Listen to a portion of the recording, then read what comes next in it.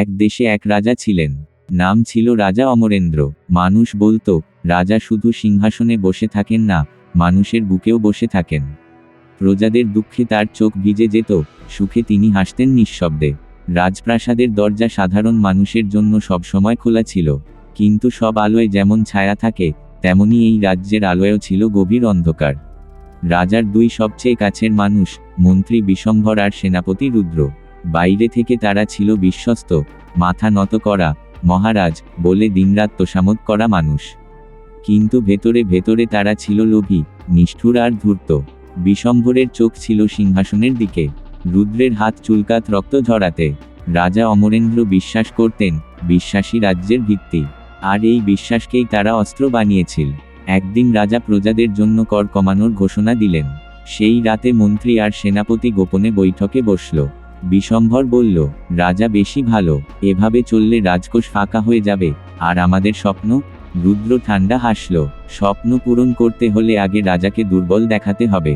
পরদিন থেকেই শুরু হলো ষড়যন্ত্র। গ্রামে দুর্ভিক্ষ ছড়াল, কিন্তু রাজা জানলেন দেরিতে, কারণ সাহায্যের শস্য গোপনে লুকিয়ে ফেলেছিল বিশম্ভর। সীমান্তে ডাকাতের হামলা বাড়ল, কিন্তু সেনাপতি ইচ্ছে করেই সেনা পাঠালো না। প্রজারা ফিসফিস করতে লাগলো, রাজা কি আগের মতো নেই? রাজা কি আমাদের ভুলে গেছেন? এই কথাগুলো রাজা অমরেন্দ্রের কানে পৌঁছাতো, কিন্তু তিনি বুঝতে পারতেন না কোথায় ভুল হচ্ছে। একদিন গভীর রাতে রাজপ্রাসাদের বাইরে এক বৃদ্ধ দাঁড়িয়ে ছিল। প্রহরীরা তাড়াতে চাইলে রাজা নিজে ডাকলেন। বৃদ্ধ কাপা কণ্ঠে বলল, মহারাজ, রাজা খারাপ হলে রাজ্য ভাঙে না, রাজা ভালো হলে, কিন্তু পাশে যদি সাপ থাকে, তখন রাজ্য মরে। এই কথা রাজাকে নাড়িয়ে দিল। তিনি গোপনে নিজের ছদ্মবেশে রাজ্যের ভেতর ঘুরতে শুরু করলেন। দেখলেন, গ্রামে কান্না, ক্ষুধা, ভয়, আর সব অভিযোগ এক জায়গায় গিয়ে থামছে, মন্ত্রী আর সেনাপতির নামে। রাজা বুঝলেন, তিনি প্রতারিত হয়েছেন, কিন্তু তিনি তাড়াহুড়ো করলেন না। একদিন দরবারে ঘোষণা হলো, রাজ্যে নাকি বড় বিদ্রোহ হয়েছে। সেনাপতি রুদ্র নিজেই খবর নিয়ে এল। বলল, মহারাজ, আজ রাতেই আমাকে পূর্ণ ক্ষমতা দিন, না হলে সিংহাসন রক্ষা করা যাবে না। মন্ত্রী বিশম্ভর যোগ দিল, রাজ্যের জন্য কঠিন সিদ্ধান্ত দরকার, মহারাজ। রাজা শান্ত গলায় বললেন, ঠিক আছে, আজ রাতেই সিদ্ধান্ত হবে। রাত গভীর হলে দরবারে আবার সবাই জড়ো হলো।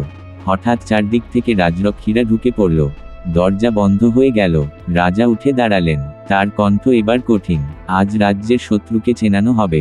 বিশম্ভর আর রুদ্রের মুখ ফ্যাকাশে হয়ে গেল। রাজা একে একে প্রমাণ সামনে আনলেন, লুকানো শস্য, মিথ্যা যুদ্ধ, ঘুষ, নিরপরাধ হত্যার আদেশ। রুদ্র চিৎকার করল, মহারাজ, আমরা তো আপনার জন্যই। রাজা থামিয়ে দিলেন, আমার জন্য নয়, তোমরা নিজেদের জন্য রাজ্যকে বিক্রি করেছ। সেই রাতেই মন্ত্রী বিশম্ভরকে আজীবন কারাদণ্ড দেওয়া হলো। আর সেনাপতি রুদ্র, যে রক্তে রাজ্য ভিজিয়েছিল, সে রক্তেই তার বিচার হলো। পরদিন সকালে রাজা প্রজাদের সামনে দাঁড়িয়ে বললেন, রাজা ভুল করতে পারে, কিন্তু ভুল স্বীকার না করলে সে রাজা থাকার যোগ্য নয়। তিনি কর মওকুফ করলেন, শস্য বিতরণ করলেন, আর নতুন মন্ত্রী সেনাপতি নিয়োগ দিলেন, যোগ্যতার ভিত্তিতে, তোষামোদের নয়। রাজ্য আবার হাসতে শিখল, আর সেই বৃদ্ধের কথা আজও মানুষ মনে রাখে। ভালো রাজা যথেষ্ট নয়, পাশে ভালো মানুষ না থাকলে।